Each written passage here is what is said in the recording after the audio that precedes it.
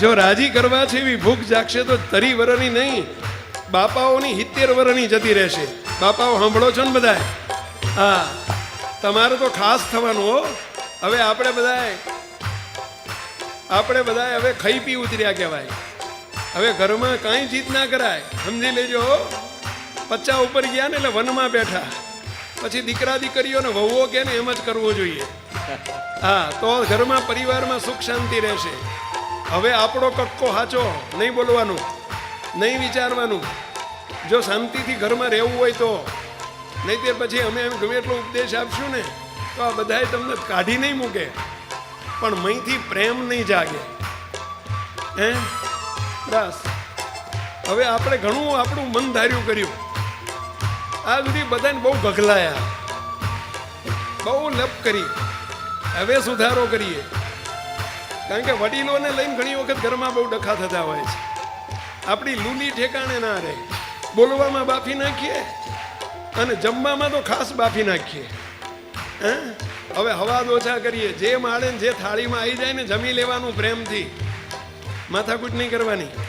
જો સરળ થઈને આપણે હેપી ફેમિલી બનાવવું હોય તો સાંભળો છો વડીલો, આ હું તમારી નાચમાં જ આવું છું.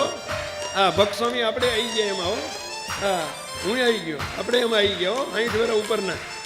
હા, તો હું 50 વર્ષ ઉપરના કહું છું, એમાં મજા છે. અરે હેપી ફેમિલી. અને મુક્તો બીજી ચાવી બતાવવામાં આવે છે, નાની નાની વાતોને ચૂંથિયા ના કરશો. ઘણી વખત વાતમાં માલ ના હોય ને આપણે એવું એને મોટી કરી દઈએ ને, રથનું ગજ કરી નાખીએ. હવે કશું ના હોય, નાની નાની વાતોને એવી ચમ ચોળીને ચીકણું કરીએ ને પહેલા. હે મુક્તો હશે કઈ વાંધો નહીં, બની ગયું, થઈ ગયું, પતી ગયું. હે હશે કરતા શીખીએ. મુક્તો આ વાતો કોઈને લાગુ પડે છે? આપણે જરૂર લાગે છે પહેલા?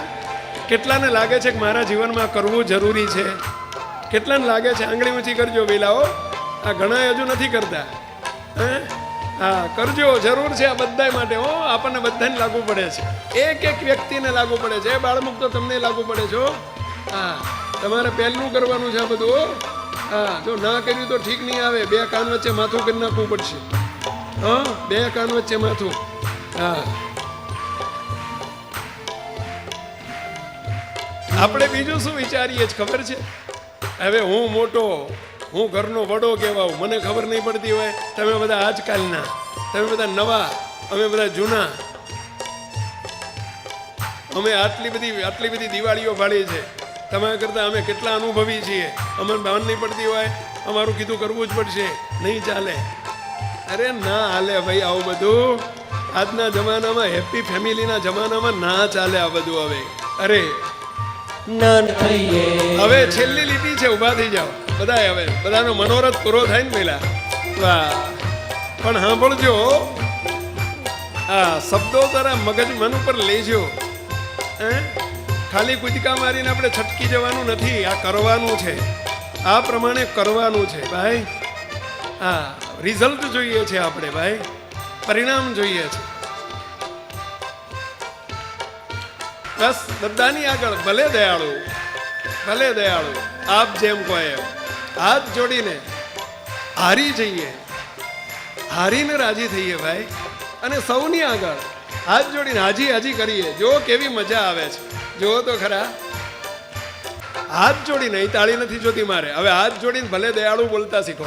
કેવી રીતે બોલો છો તમે? ભલે દયાળુ રાજી રહેજો. બોલો જોઈએ, ભલે દયાળુ રાજી રહેજો. ફરીથી એક વખત બોલો જોઈએ, હાથ જોડીને ભલે દયાળુ રાજી રહેજો. મુક્તો દિવસમાં 100 વખત આ બોલાવવું જોઈએ. કેટલી વખત પહેલા? 100 વખત.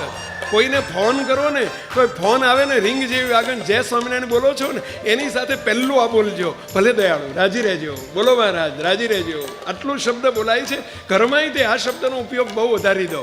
ભલે દયાળુ રાજી રહેજો, મહારાજ રાજી રહેજો, દયાળુ રાજી રહેજો. આટલું કહેતા શીખીએ આપણે બધા. હાથ જોડીને કહેવાનું પાછું. હો, શું છે? રાજી રહેજો. આવું નહીં કરવાનું પાછું, સમજ્યા પહેલા? પણ હાથ જોડીને નિર્માની થઈને ભલે દયાળુ રાજી રહેજો. હાજી કરીએ, બહુ મહારાજ રાજી થાય, બહુ રાજી થાય. ફરી મુક્તો જિંદગીમાં નથી કર્યું ને, હવે મહારાજ કરાવવા માંગે છે આ ઉંમરે. હો, આ સુધી આપણે જીતીને જ રાજી થયા છીએ, જીતીને જ, અંચય કરીને જીત્યા ના હોય ને તો અંચય કરીને જીતીએ આપણે. હો, સાચી વાત છે પહેલા, અંચય કરીને જીતીએ ને બોલો આપણે જીતીને રાજી થઈએ. અને હવે વાત કઈ આટલી ઉંમરે શું વાત આવી ભરતભાઈ પહેલા, હારીને રાજી થવું. બોલો મહારાજનો આમાં રાજીપો છે ભાઈ. આપણો ધડ મૂળમાંથી મહારાજ મોટા ફેરફાર કરાવવા માગે છે, આપણા સ્વભાવ બદલાવવા માગે છે, તો અનાદિની સ્થિતિ થાય ભાઈ. હે તો મૂર્તિ સુખના લાયક બનાવીને પાત્ર થવાય. મફત જોઈએ એટલે માસીબાનું ઘર છે, હે મૂર્તિનું સુખ આપજો. હે આટલું કરવું પડશે ભાઈ. કરશું ફરીથી.